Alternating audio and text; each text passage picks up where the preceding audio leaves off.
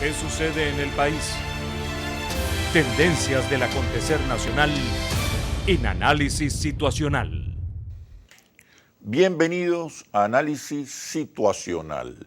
Les recuerdo nuestros horarios: domingos 11 de la mañana y 8 de la noche y los lunes a las 8 de la noche. Hoy nos acompaña José González, periodista, sociólogo, analista financiero, analista geopolítico y geoeconómico, socio director de GCG Asesores. Bienvenido, José. Qué grato tenerte otra vez por acá. Encantado, Oscar. Siempre un placer estar contigo. ¿Cuándo vienes a Venezuela? Pronto, espero, pronto. Espero. Esa visita se ha postergado mucho. Demasiado. Sí. La situación, la pandemia no ha sido la circunstancia. Recuerda que en los Estados Unidos y prácticamente en todo el mundo estuvimos encerrados prácticamente un año. Y vamos a cumplir 3 años de pandemia a finales de este año. Y eso trastocó todas nuestras rutinas, pero ya las estamos retomando poco a poco. Mire, desde hace años venimos escuchando el surgimiento de un nuevo orden internacional.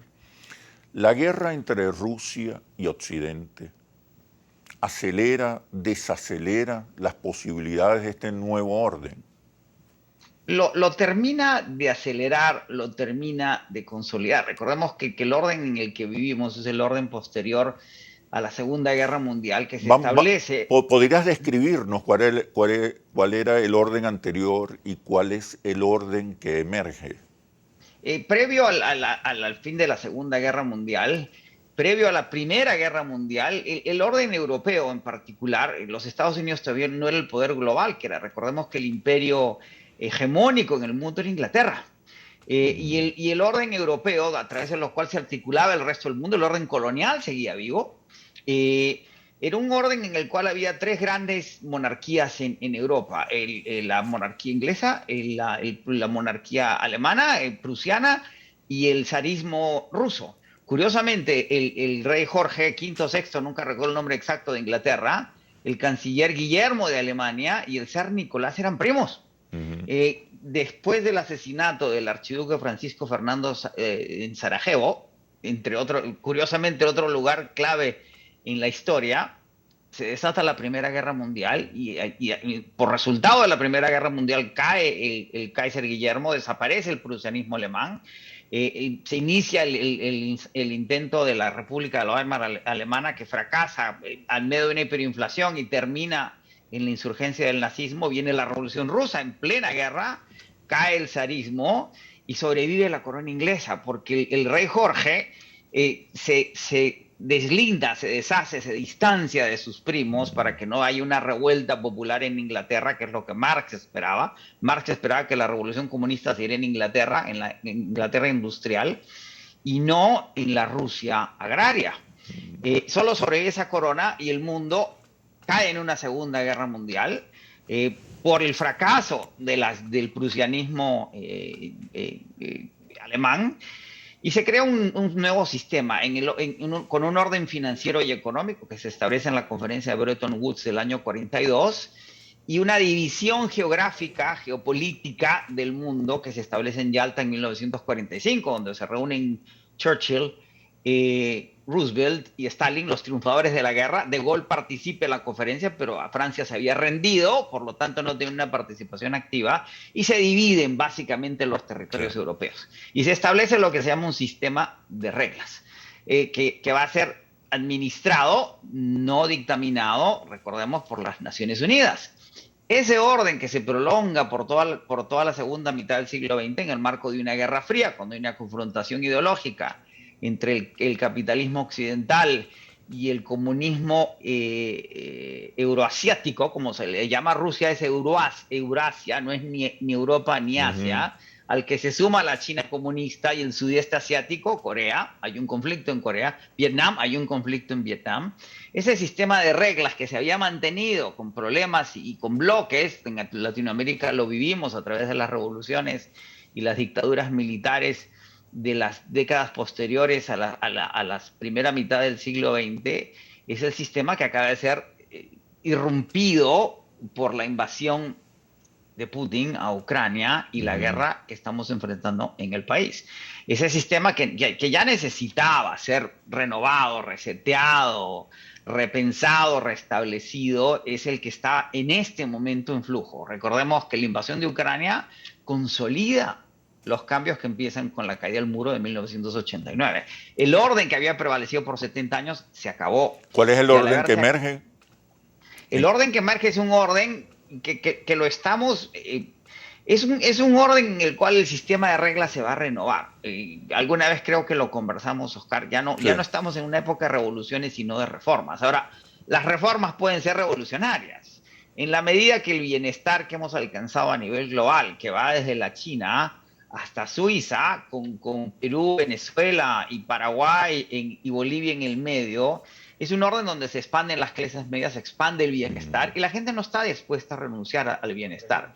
Y ese bienestar determina que no vayamos, que no deberíamos, que no queremos tener revoluciones como las que tuvimos en la primera mitad del siglo XX y en los primeros años de la segunda mitad. Ninguna revolución superior, mayor, se prolongó más allá de la Revolución Cubana o los movimientos insurgentes nacionalistas independentistas del sudeste asiático por los remanentes del colonialismo europeo, o los caos y los desórdenes revolucionarios africanos que no terminan de consolidarse. El futuro tiende a ser más reformista y, como ha planteado el presidente Biden de los Estados Unidos, menos ideológico y más doctrinario. Es decir, ya no es una lucha entre capitalismo y comunismo, en donde cada país decide qué régimen quiere, sino es doctrinario en el sentido que es una discusión entre democracia y autoritarismo. Y definamos qué son democracias y qué son autoritarismos. Hay una discusión al interior de los Estados Unidos, en virtud de la presidencia de Donald Trump, de cuán democrático es el sistema y que hay que ajustar en nuestra democracia en los Estados Unidos. Yo vivo aquí hace 30 años, para que sea más funcional. Eso es lo que estamos viviendo y la invasión de Ucrania no ha hecho más que acelerar el proceso. Ahora, el orden pasado se ha establecido también entre democracia y autoritarismo. Hay democracia cuando los intereses de las élites no son amenazados. Hay autoritarismo cuando los intereses de las élites resultan amenazados. No estamos hablando de lo mismo, siempre. Está surgiendo un nuevo orden de verdad, un nuevo orden multipolar. Además, me hablas de las clases medias, de la expansión de las clases medias, y lo que nosotros estamos observando es una expansión del empobrecimiento que se agudiza con la pandemia y con la guerra. Lo que hay es y lo ha estudiado y lo ha detallado muy bien Piketty, el economista francés, hay una muy mala distribución del ingreso y la riqueza, pero hay un bienestar globalizado. La gente vive mejor hoy de lo que vivía hace 30, 40, 50, 70 años, ¿sí? No hay que perder de vista los marcos históricos. Bien entrada la primera mitad del siglo XX, los niños no tenían derechos laborales, trabajaban como cualquiera. Las mujeres no votaban en los Estados Unidos, los sindicatos no existían. La socialdemocracia que surge después de las guerras y del Holocausto genera una democratización del sistema que no termina de ser totalmente democrático, ningún sistema lo puede ser, ¿sí? Y el desarrollo del capitalismo norteamericano de la segunda mitad del siglo XX, que es consumista y es financiero, genera una nueva distorsión. Hoy ya tenemos nuevos varones del capitalismo norteamericano, ya no vinculado al petróleo, ni al telégrafo, ni a los ferrocarriles, sino a la tecnología, ¿sí? Elon Musk acaba de comprar Twitter por $44 mil millones de dólares, y eso nos recuerda mucho a los varones de la primera mitad del siglo XX. JP Morgan era prácticamente el banquero central de los Estados Unidos y al mismo tiempo era dueño del banco más grande en el país en ese momento. Quiero que sigamos, disculpa José, con este análisis. Pero una vez que regresemos de los comerciales. Ya venimos. ¿Qué sucede en el país? Tendencias del acontecer nacional en Análisis Situacional. ¿Qué sucede en el país? Tendencias del acontecer nacional en Análisis Situacional. Nos acompaña José González, experto financiero, experto en geopolítica, experto en geoeconomía, socio director de GCG Asesores. Te decía, José, si pudiésemos profundizar acerca de las características del nuevo orden global que tú dices que está emergiendo y que nos aclararas un poco algunas afirmaciones que dices, por ejemplo, la de la expansión del bienestar, también se está expandiendo la pobreza, la desigualdad hoy es más dramática que hace unos años atrás. O sea, ¿de qué estamos hablando realmente, José?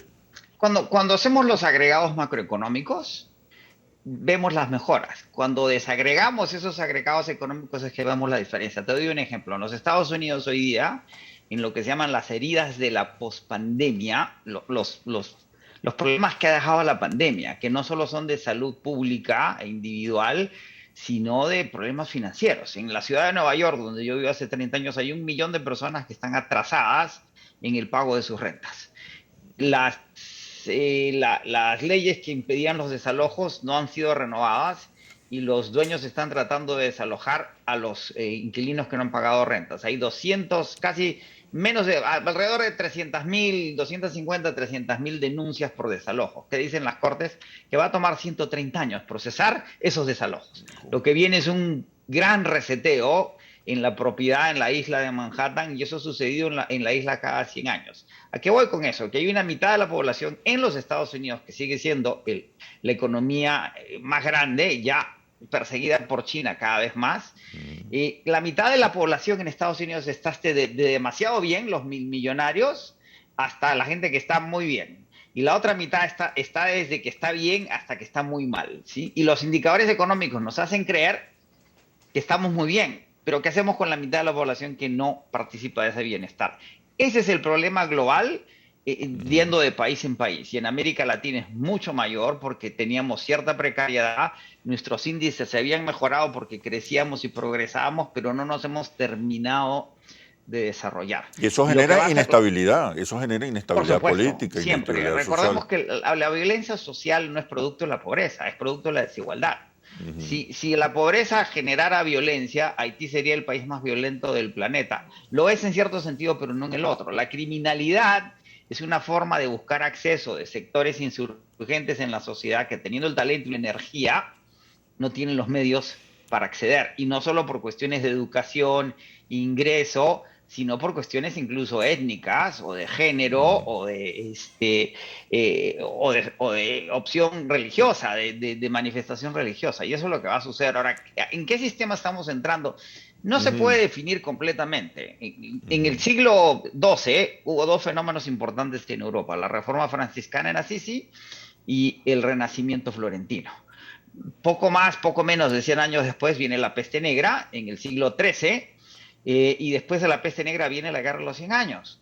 La consolidación de esos tres eventos, el 70% de la población europea muere en Europa y es el fin del oscurantismo y de la etapa feudal, y se crea el orden aristocrático europeo que se acaba con las revoluciones del siglo XVIII, que a su vez se acaban, el orden burgués se acaba con las revoluciones europeas y las transformaciones que generan las dos guerras del siglo XX. Aquí va a suceder lo mismo. En el siglo XX hubo una guerra, la Gran Guerra del 14 al 18, y una pandemia, la influencia española. En el siglo XIII, como decíamos, hubo primero una peste y una guerra. Aquí estamos viviendo una peste y una guerra, similar a lo del siglo XIII. Entonces es una época de revolución, no de reformas. Claro, pero lo que pasa es que en el siglo XXI no podemos hablar de las revoluciones que tuvimos en el XX, el XIX, en el XVIII hacia atrás. La Revolución Francesa ya no tiene una manifestación similar, por lo menos no en Occidente, probablemente en ciertas repúblicas africanas, ya ni siquiera en América Latina, hablando de un orden multipolar. Hoy día tenemos un gobierno progresista en Chile, un gobierno radical conservador en Perú, una izquierda peronista renovada en Argentina. Todas amenazadas por una élite muy conservadora.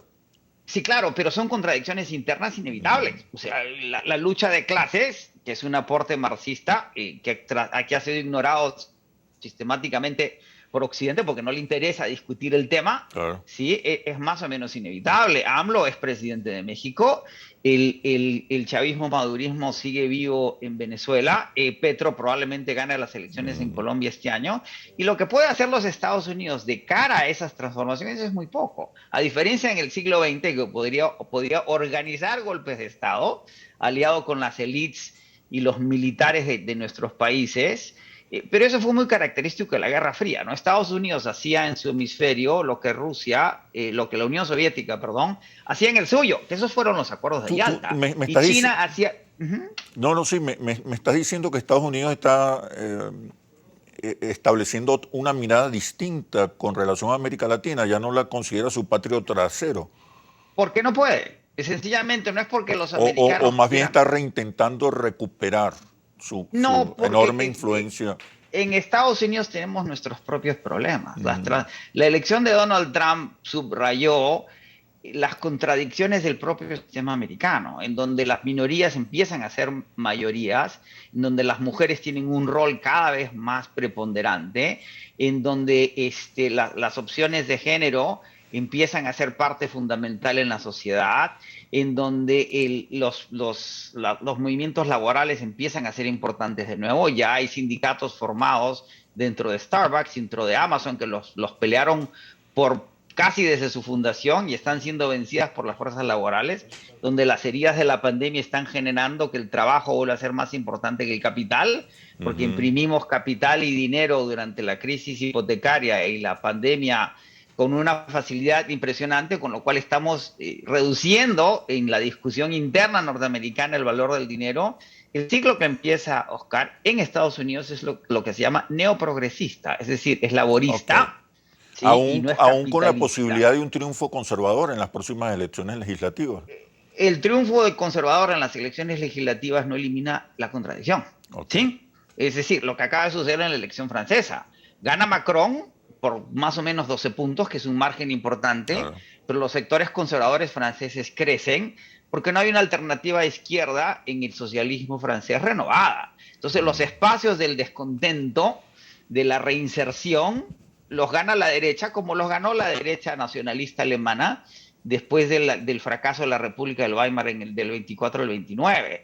Lo que sucede es que incluso la derecha conservadora francesa es mucho más racional, claro, en el siglo XXI lo que fue en el siglo XX. Y ahora, la contradicción no desaparece, se claro, transforma. Okay. ¿Sí? Vamos a profundizar sobre el impacto de esta crisis global sobre América Latina y particularmente sobre Venezuela. Ahora Venezuela pareciera volver a tener un protagonismo como fuente energética para los Estados Unidos, cosa que hace unos años quizá no se estimaba de la misma manera. Quiero que profundicemos sobre esos elementos una vez que regresemos de los comerciales. Ya venimos. ¿Qué sucede en el país? Tendencias del acontecer nacional en Análisis Situacional. ¿Qué sucede en el país? Tendencias del acontecer nacional en Análisis Situacional.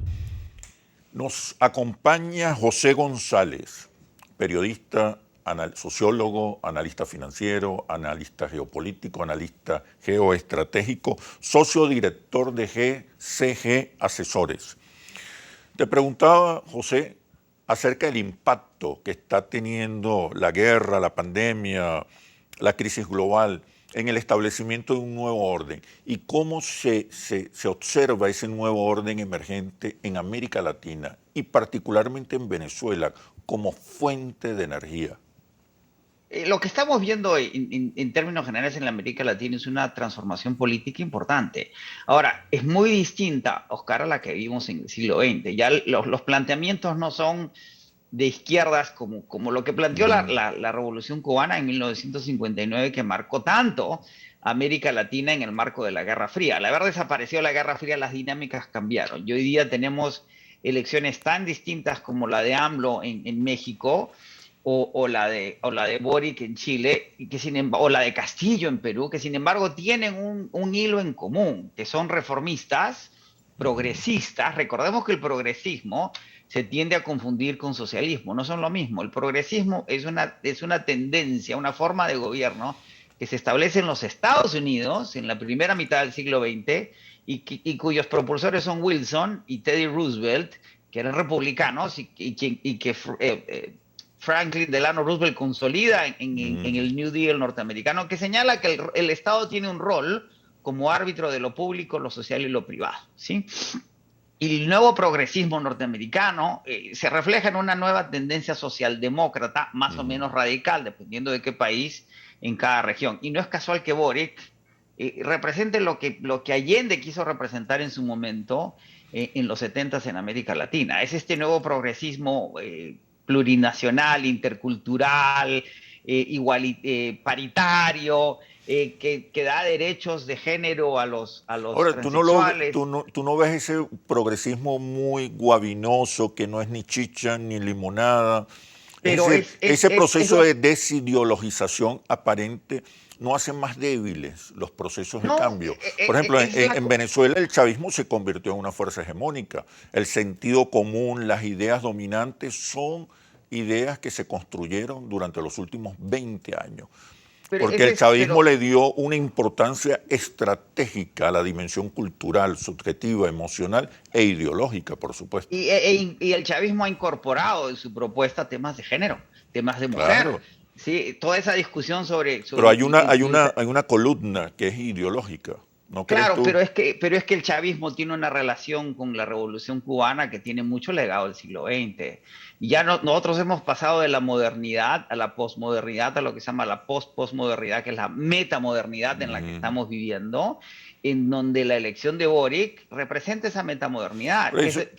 Esas no son trampas No, son renovaciones. Ideológicas también para debilitar las opciones el comunismo revolucionarias, no radicales, profundas. No, ¿por qué? Porque el comunismo, como lo entendíamos, Oscar, es una herencia. El Capital se escribe en el siglo XIX. La Unión Soviética se establece en 1917, colapsa en 1989. Es decir, la propuesta soviética no sobrevive. La propuesta del comunismo chino se tiene que renovar después de Tiananmen Square, porque si no le da una solución económica y de bienestar a sus propios pobladores no funciona. El Partido Comunista Chino se ha renovado de tal magnitud que ha generado... China es un comunismo capitalista o es un capitalismo comunista. Socialismo de mercado, dice.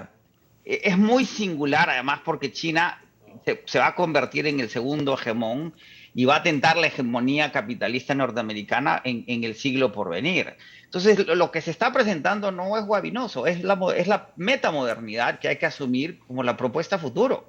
El futuro no se parece al pasado y no tiene por qué parecerse. En los Estados Unidos, el neoprogresismo va a generar una presidenta que va a ser mujer, que va a ser oscura, que va a ser feminista en menos de 20 años. Eso es más o menos inevitable. Ese es el simbolismo de la vicepresidencia de Kamala Harris en la presidencia de Biden.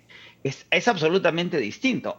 Aquí tratar de imponer esquemas ideológicos del siglo XX en el siglo XXI no funciona, porque además los jóvenes no los quieren, ni los aceptan, ni los entienden de esa manera. El nacionalismo ruso de Putin no se parece, a pesar de que tiene ciertos elementos, a la propuesta comunista. Sí. ¿Tú no observas que el progresismo que está surgiendo en América Latina es un progresismo que se impone para evitar la arremetida de los Estados Unidos?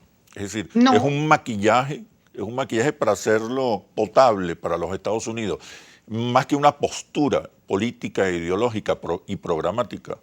No, porque tiene sus propias raíces. Recordemos, Fukuyama acaba de sacar un artículo importante en Foreign Affairs en donde habla de la necesidad de lo nacional para consolidar lo que él planteaba después del colapso de la Unión Soviética como el fin de la historia. Y además el tiempo le está dando razón a Fukuyama, pero de una forma mucho más dinámica y mucho más desordenada de lo que se esperaba. Pero también habla de la identidad, de la fuerza de la identidad. Sí, claro, pero no hay nadie... Donde los componentes ideológicos son importantes. La ideología siempre es importante. Lo que estamos hablando es que el énfasis del conflicto contemporáneo no es ideológico. ¿sí? No es que la ideología tenga que desaparecer, pero la ideología también está cambiando. Cuando incorporas teoría feminista, elementos feministas que cuestionan al patriarcado que caracterizó los regímenes comunistas del siglo XX, estás reformando esa ideología. ¿Sí? Y el feminismo tiene aportes ideológicos que hay que tomar en cuenta. A eso hay que incrementar los aportes ideológicos en lo que es el movimiento LGBTI, y todo eso se empieza a transformar. Y esa transformación tienes que asimilarla porque las nuevas generaciones forman parte de esa transformación. ¿Sí? Y además no hay nadie detrás del movimiento político radical conservador peruano de Castillo, Claro. ¿sí? Y su partido Perú Libre, que es una singularidad fuera de todo parámetro a nivel latinoamericano, y detrás del cual no está ni la CIA, ni los Estados Unidos, ni la Unión Europea, ni la Unión Soviética, ni Rusia, ni nadie. Es tan característico del Perú y tan desordenado por lo que ha representado la historia del Perú que no lo puedes descartar. Fernández, ¿qué es Fernández en Argentina? Es un nuevo peronismo que tiene legados de los Kirchner, incorporaciones de nuevas variables. Estamos redescubriendo qué es AMLO en México, que parecía desorientado, pero está más orientado que muchos. Sí, ¿Sí? pero me preocupa esas confusiones, esa falta de identidad, de claridad, de certeza. Es el mismo tipo de faltas de claridad y certeza que hubo en la transición del oscurantismo a la aristocracia europea del siglo XIV. Pero que benefició al viejo orden, que benefició siempre al viejo orden. Los viejos órdenes no terminan de morir. ¿Sí? Y nosotros viven nuestros padres y nuestros abuelos y nosotros mismos en nuestra infancia hasta el final de nuestros días. ¿Sí? Los inicios de la Revolución Francesa fueron absolutamente desordenados. ¿Sí? Terminaron el régimen del terror y la República Francesa. Hablemos ahora de Venezuela. Hay otra mirada por parte de los Estados Unidos hacia Venezuela. Quizás hace unos 3, 4, 5 años Venezuela no era clave, pero ahora Venezuela comienza a ser clave para los Estados Unidos como fuente de suministro petrolero. Háblanos un poquito de ese cambio en la percepción, en la posición que puede asumir Venezuela con relación a los Estados Unidos. Pero una vez que regresemos a los comerciales. Ya venimos. ¿Qué sucede en el país? Tendencias del acontecer nacional en Análisis Situacional. ¿Qué sucede en el país? Tendencias del acontecer nacional en Análisis Situacional. Nos acompaña José González. Estudió periodismo, sociología, es analista financiero, analista geopolítico, analista geoeconómico y es socio director de GSG Asesores. El impacto, José, que está teniendo la guerra entre Rusia y Occidente sobre Venezuela en particularmente. Hay una nueva mirada por parte de la Casa Blanca hacia Venezuela, hay un lobby incesante, por ejemplo, para el levantamiento de las sanciones. La derecha venezolana está solicitando el levantamiento de las sanciones. ¿Qué está pasando con Venezuela y los Estados Unidos?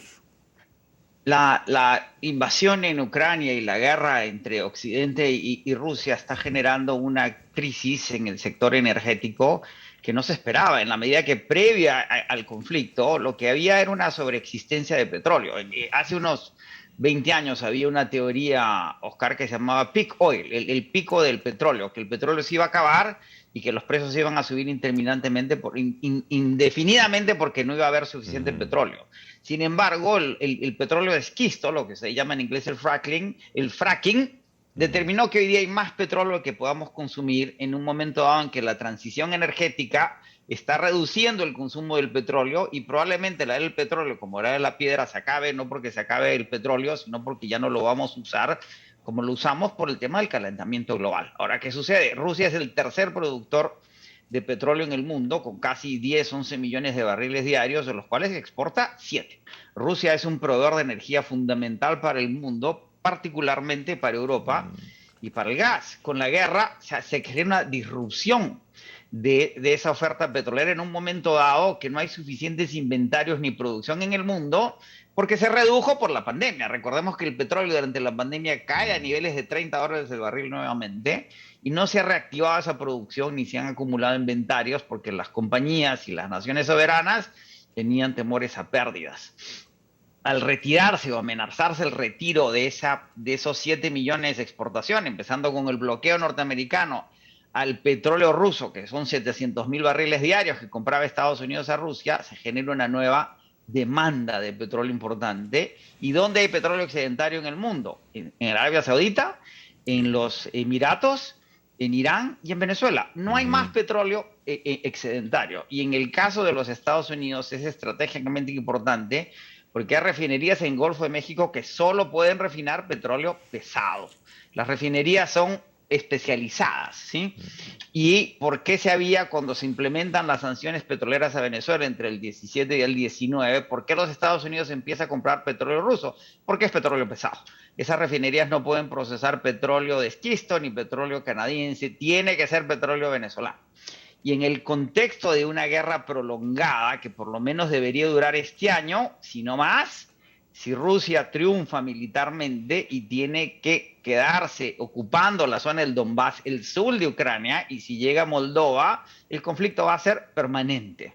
Como Vietnam en el siglo pasado, va a continuar esta crisis energética. Y ahí hay una nueva perspectiva desde los Estados Unidos donde todo barril es importante. Ya no se trata de si Venezuela puede aportar 200.000, 300.000, 800.000 barriles, sino que los que aporte son importantes si deja de haber petróleo en el corto, mediano plazo, de 3 a 5 años, y si la guerra se prolongara por una década, Venezuela es mucho más importante, porque ya tenemos que empezar a pensar que los 700.000 barriles más o menos que se producen hoy pueden convertirse en 3 millones, en 5 millones en los próximos 10 años, y va a beneficiar a los Estados Unidos y a Venezuela en la medida que todo el petróleo del que depende de los Estados Unidos, salvo el de las arenas canadienses, que son en términos de medio ambiente muy tóxicos y por lo tanto tienen límites de explotación, Venezuela se vuelve a convertir en el suplidor estratégico de Occidente,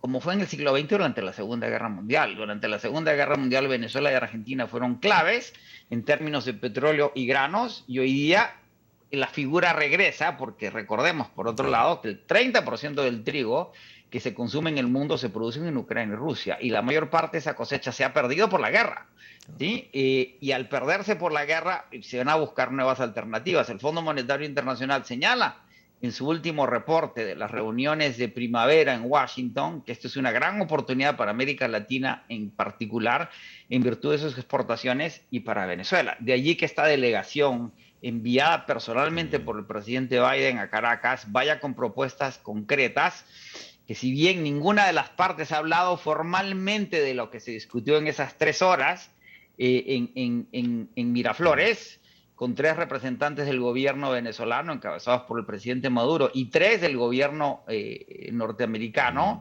y revelado formalmente por la vocera del presidente Biden de que se habló de temas energéticos. Es muy claro, como acabas de señalar, que hay un interés de reinstitucionalizar la relación para que los flujos energéticos retornen progresivamente a los niveles históricos. Independientemente de la situación geopolítica. La clave, de nuevo, la relación de los Estados Unidos con Arabia Saudita es muy mala, porque el príncipe a cargo del gobierno saudí, que tuvo muy buena relación con Trump, tiene muy mala relación con Biden. Pero con Venezuela no es tan buena tampoco, ¿no? Es menos mala que lo que es con Arabia Saudita. Recordemos, se habla de que es menos peor, no mejor o menos malo. La menos peor es la relación con Venezuela. ¿Qué podemos estar viendo a corto plazo en las relaciones Venezuela? Los testimonios que se han filtrado, comunicado, transmitido luego de la reunión de ambas partes. Recordemos que el tema ha sido cubierto extensamente en los Estados Unidos por los medios más importantes. Estamos hablando del New York Times, el Washington Post, el Wall Street Journal, Reuters y Bloomberg, que se habló evidentemente de temas energéticos y que hubo un acuerdo entre las partes de tratar de reinstitucionalizar, normalizar la relación. Es cada vez más claro que las sanciones de segundo nivel petroleras a Venezuela fueron un exabrupto de la administración Trump que nunca debió haber sucedido. Y esta administración lo reconoce como tal. Lo que pasa es que la resistencia política de la oposición venezolana y de los sectores conservadores del Partido Republicano en los Estados Unidos y de ciertos representantes del Partido Demócrata políticamente han trabado lo que debió haber fluido. Pero creo que la perspectiva de la administración Biden es que en la medida que se deteriore el mercado energético, aumente la presión inflacionaria, continúe la guerra en Ucrania, la aceptación de los sectores que se oponen a normalizar la relación energética con Venezuela van a tender a ceder. Y tenemos entendido que la vocación de Caracas y la intención de Caracas es renovarla, porque para Venezuela el mayor ingreso fiscal que podría generar la República, si se normaliza esa relación, sería, y además no solo eso, Oscar, si se normaliza la relación, si se levantan las sanciones a PDVSA, ¿tú ves eso como una posibilidad a corto plazo, el levantamiento de las sanciones? Hay una vocación desde la o la flexibilización, ¿no? Hay una vocación desde la administración Biden de hacerlo. Recordemos que las sanciones... Eso significa el fin de la polarización y se pospone el conflicto geopolítico. Pero me respondes, por favor, cuando regresemos de los comerciales. Ya venimos. ¿Qué sucede en el país? Tendencias del acontecer nacional en Análisis Situacional. ¿Qué sucede en el país? Tendencias del acontecer nacional en Análisis Situacional. Conversamos con José González, analista geopolítico, analista geoeconómico, socio director de la firma GCG Asesores. Te preguntaba, José, ¿estamos hablando del fin de la polarización? ¿Se pospone el conflicto geopolítico entre Venezuela y Estados Unidos? ¿Se le da toda la importancia a Venezuela como fuente de energía, independientemente de lo ideológico, de lo político? ¿Qué crees? Cosas que generan la guerra, ¿no? Recordemos que los norteamericanos son muy pragmáticos. Toda la escuela de pensamiento establecida por Kissinger de realismo político apunta a eso. Y es tan común en los Estados Unidos en su historia que tiene un nombre, se llama Nixon en China. Si Nixon fue a China y negoció con Mao, cualquier cosa es posible. Y las necesidades energéticas son imperiosas porque vamos a seguir dependiendo del petróleo por los próximos 40, 70, 100 años antes de que la transición energética se consolide como tal. Y de ahí se puede postergar el conflicto en la medida que ambas partes cedan y den las señales adecuadas, que pareciera que es lo que está sucediendo. Si uno ve los detalles, se están moviendo, pero hay que subrayar otra cosa. Si se reinstitucionaliza la relación, y el primer paso es que la licencia Chevron se amplíe, ¿sí? Que se le permita a Chevron producir petróleo y exportar petróleo de Venezuela, y eso no requiere ninguna aprobación legislativa, es una prerrogativa ejecutiva del secretario del Tesoro con la anuencia del presidente. Pero si se reinstitucionaliza la relación, hay una fuente de ingresos mucho más importante para Venezuela y de mucho más corto plazo que el petróleo, porque el incremento en la producción tiene límites. Chevron ha señalado que puede cuadruplicar la producción de Boscán. El campo Boscán en la Guajira venezolana fue descubierto por Chevron en 1920. Ese campo produce actualmente 80.000 barriles. Según Chevron, se puede cuadruplicar esa producción en un año y medio. Y si se indica toda la producción privada, puede incrementarse significativamente la producción venezolana. Pero si se reinstitucionaliza la relación, hay 7.000 millones más menos de dólares en el Fondo Monetario Internacional esperando a que se reconozca al gobierno de Caracas como el gobierno legítimo de cara a los gobernadores del fondo, y esos fondos que le corresponden a Venezuela no siendo desembolsados. Y hay una discusión de cuáles serían las líneas de crédito disponibles para Venezuela. Eso le da una oportunidad electoral al chavismo en el 2024. Sin duda, y esa es la discusión, por eso sin rivales, ¿no? Es tan delicada, pero si vemos el préstamo que acaba de aprobar el Fondo Monetario para Argentina, 43.500 millones, encima de los 50.000 millones que ya le habían prestado, en el marco de una refinanciación y una reestructuración de la deuda argentina. No es casual los mensajes que envía el presidente Fernández de Buenos Aires de cara a Venezuela. Se hablaba en su momento de líneas de crédito de hasta 36.000 millones para Venezuela si se aplicara un artículo 4, que para cualquier efecto práctico pareciera que se está aplicando con las reformas recientes en el país de manos de la vicepresidenta Delcy Rodríguez. Venezuela podría acceder a esta línea de crédito en un plazo relativamente rápido, por eso es que hay que reinstitucionalizar la relación, normalizarla y reestructurar la deuda externa, que también ha sido discutida con los acreedores venezolanos en llamadas de conferencia que han sido reveladas a los servicios de información. Es decir, si todas esas piezas se alinean, la situación económica venezolana podría mejorar, y ya la banca de inversión norteamericana está hablando de una recuperación significativa en la economía venezolana, números que no son compartidos por el Fondo Monetario Internacional en su última actualización, pero que indican lo que está diciendo la banca de inversión europea y norteamericana, en el sentido de que se intuye un reingreso de Venezuela al sistema financiero internacional si todas estas piezas se alinean, se coordinan, si ambas partes llegan a acuerdos mínimos que permiten que el proceso avance. No va a ser fácil, no va a ser como prender y apagar la luz, pero todo indica, desde los reportes que recibimos, de que el proceso ya empezó. De hecho, el presidente Maduro habla de una nueva etapa de transición al socialismo, de un nuevo modelo, postrentista, postpetrolero, productivo. ¿Cómo evalúas la política económica del gobierno bolivariano? Sigue siendo, es decir, la situación de la economía venezolana sigue siendo dramática. Recordemos que de acuerdo a las propias a los propios cálculos del Fondo Monetario Internacional, la economía venezolana se ha contraído, Oscar, en 90% en los últimos 5 años. Es una economía que llegó a tener casi 440.000 millones de dólares, y es una economía de menos de 40.000 millones de dólares, con un PBI per cápita que solo supera el de Haití en América Latina, que es más pequeña que el de El Salvador. Hay reportes de bancos de inversión que hablan de un crecimiento este año de entre 5 y 20%, un rebote finalmente de la economía venezolana y el reinicio de la recuperación de Venezuela, que iría de la mano, curiosamente.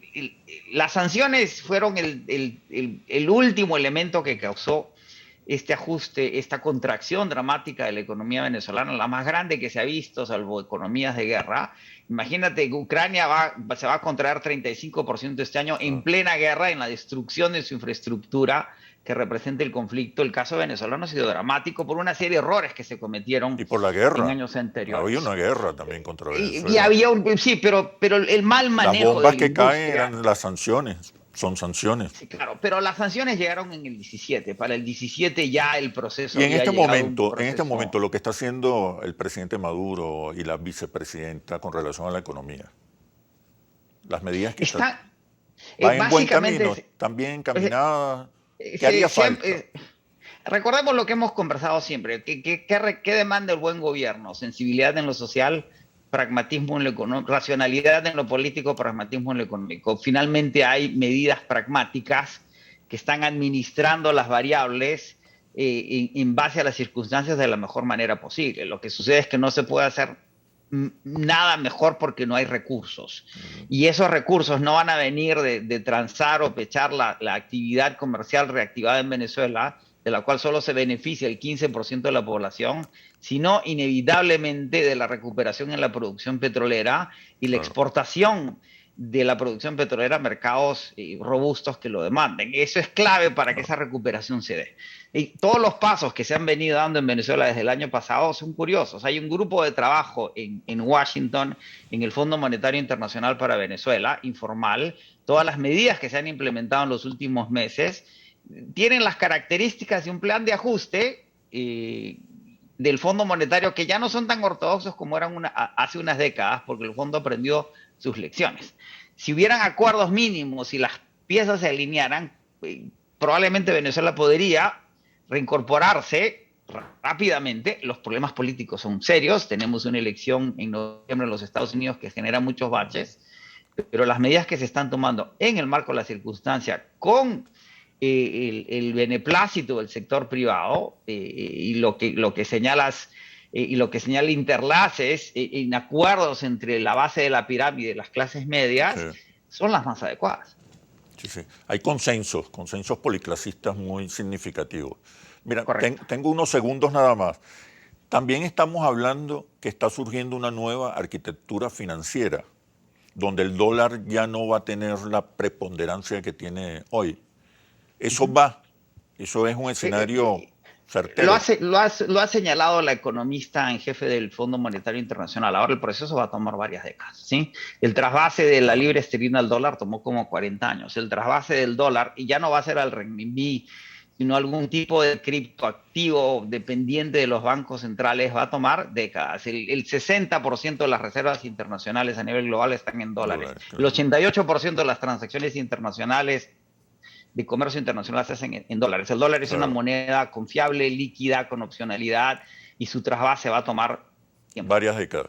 Bueno, José, muchísimas gracias por este análisis situacional. Cónchale, espero verte por Caracas pronto. Iré pronto. Y nuevamente aquí en el programa. Encantado, un placer siempre. Gracias, José. Un abrazo. Hasta luego, que estén muy bien. Nos vemos en un próximo análisis situacional. Recuerde, no basta con estar bien informado, hace falta análisis situacional. Hasta pronto.